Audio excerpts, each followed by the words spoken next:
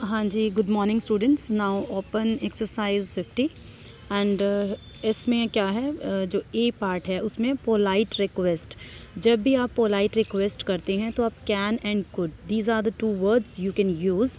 जो कैन है and could है both we can use, but जो कुड है वो ज़्यादा पोलाइट लैंग्वेज के लिए यूज़ किया जाता है। When you are asking someone something, जो कि आप पोलाइट वे में, ज़्यादा पोलाइट वे में अगर आप मांगना चाहते हैं, then you can use could.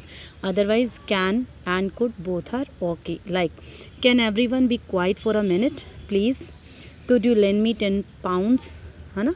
तो can could both we can use, पर कुड थोड़ा सा little bit more polite than can.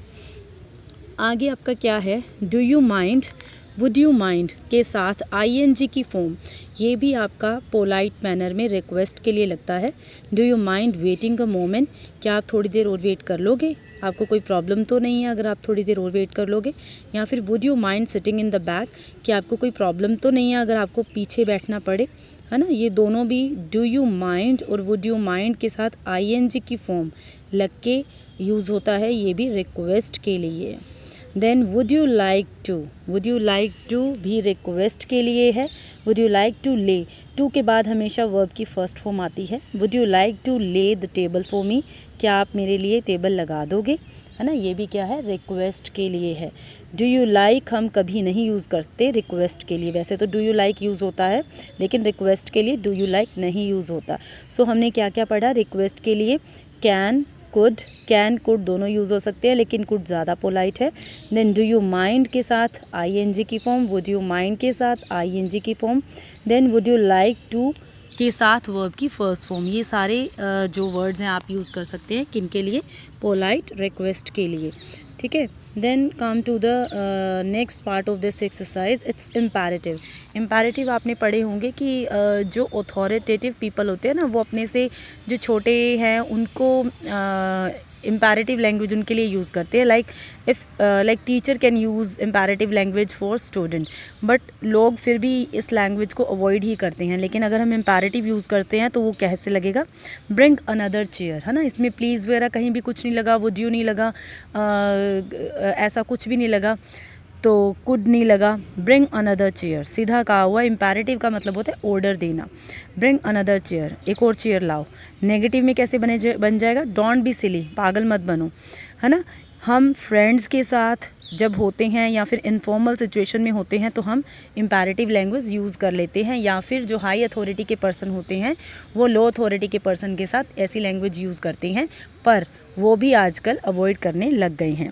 सो जो अगर आप किसी स्ट्रेंजर से बात कर रहे हैं तो आप उससे ये नहीं कहोगे कि tell me the way to Oxford Street, आप क्या बोलोगे, could you tell me the way to Oxford Street please, क्या आप मुझे रास्ता बता देंगे ऑक्सफोर्ड स्ट्रीट का कौन सा है।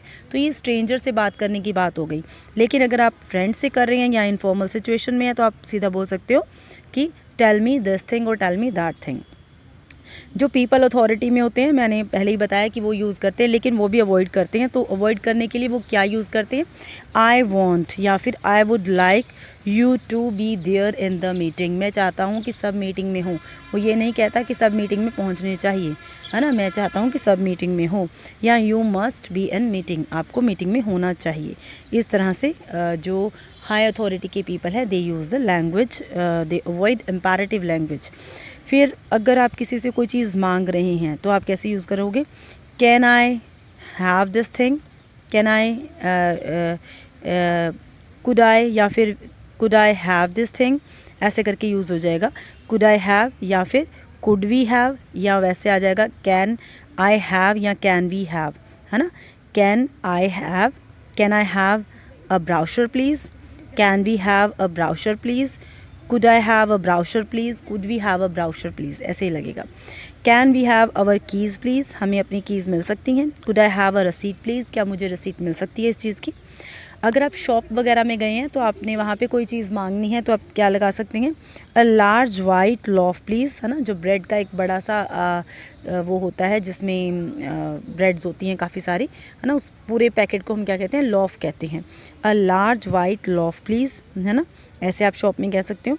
ऑल्सो और क्या यूज़ कर सकते हो, I would like to have that large white loaf please, या फिर I will have a large white loaf please. So exercise बहुत मतलब मैंने काफ़ी बार पढ़ा दी है तो मे बी मुझे इजी लग रही है, लेकिन प्रैक्टिस करोगे अगर सेंटेंसेस को बार बार करोगे, है ना, ध्यान से करोगे। देखो जो बच्चे तो सीरियस है, seriously they are listening the audios and understanding the structure of the sentence, I think they are not getting the problem, उनको कोई प्रॉब्लम नहीं हो रही है। But those who are just देख रहे हैं, ओके है, ऐसे ही अटेंडेंस लगा रहे हैं, है ना, उनको एंड में कुछ आएगा भी नहीं। अगर आप सोच रहे हैं कि you are befooling the teachers, then you are not befooling us, you are befooling yourself. Because अगर आप खुद नहीं समझ रहे, ये सारा सिलेबस आपके लिए, नॉट फॉर अस, है ना। हमने तो जो करना था कर लिया, अब ये आपके लिए, आपने खुद करना है। ऑनलाइन हम अपना जो मेहनत है हमारी रोज़ की है वो हम कर रहे हैं, लेकिन this is up to you कि आप उसको कितना समझ रहे हो, क्योंकि practice makes a man perfect. अगर मैं आपको एक एक्सरसाइज डाल रही हूँ and you are listening that exercise and you are not practising those sentences जो कि इसके राइट साइड में दिए हुए हैं ऑक्सफोर्ड ग्रामर के, देन आई थिंक आपको बहुत ज़्यादा कुछ क्लियर नहीं होगा। तो keep practicing those sentences whatever I am teaching to you. Thank you very much.